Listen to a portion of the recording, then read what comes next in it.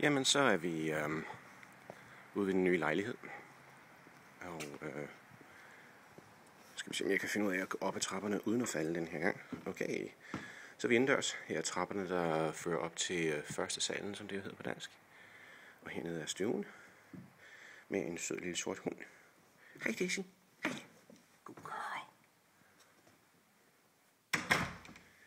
Sådan der, så der ligger Daisy og undrer sig over, hvad det nu er for noget alt sammen. Så her er døren, jeg lige kom ind af. Der er et vindue. Og en pejs. Så vidt jeg kan se, så kører den med gas, men det er fint nok. I det mindste er der en. Og det er så stuen. Den er jo sådan nogenlunde fornuftig stor. Der ligger en lille sort lap, som hedder Daisy Mus. Og derovre der er køkkenet, og det gamle køleskab er ikke blevet fjernet endnu, så det står sådan lidt midt ude i det hele. Herovre er der et garderobeskab. Her er der noget plads under trappen. Og den ledning, der ligger der, det er kabel-tv. Og så går vi ud til køkkenet. Og hvis man drejer til venstre her, så er der et badeværelse. Og sådan ser sådan nogen jo altså engang ud. Og så kommer vi ud i køkkenet, som er dejligt stort. Og der står et dejligt stort køleskab, som bliver fjernet snart. Meget, meget rummeligt køkken. Jeg kan lige prøve at stille mig over i det fjerneste hjørne. Og så kan vi se, at der er alle mulige skabsting og så videre herovre. Og så står der sådan et fint stort bord midt i det hele, som kan være sådan lidt et spisebord med høje stole til. Og der har de så lige været i gang med at gøre lidt rent her, men det bliver færdiggjort i morgen. Og komfur.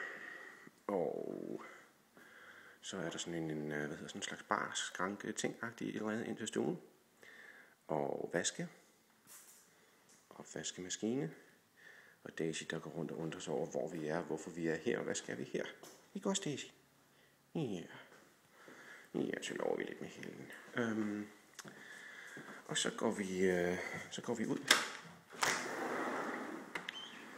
Så er der sådan en lille veranda, hvor der er en fin låge og alt muligt, så det er jo dejligt Daisy sikkert. Der holder en af mine biler.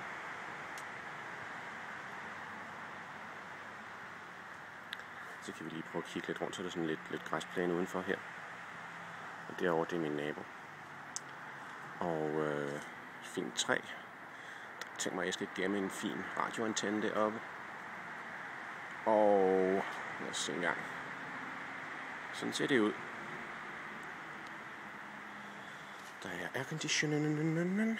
Og så her, der er min garage, så der er garanteret plads til 2 biler. Og der vil jo også have masser af mulighed for at opmagasinere ting her, så jeg ikke behøver at bruge penge på depotrum.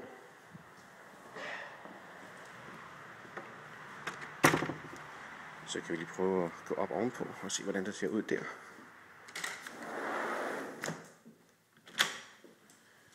Ja.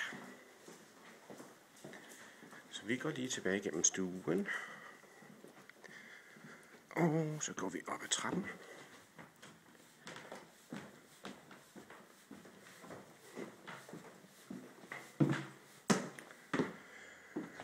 Det her det er så det ene soveværelse, det er oppe på første salen, og lige nu der står jeg i virkeligheden oven på indgangsdøren oppe på første salen og kigger ud. Og der kommer Daisy løbende. Hej! Nå, hej med dig. Ja, det er spændende, ikke også? Ja. Yeah.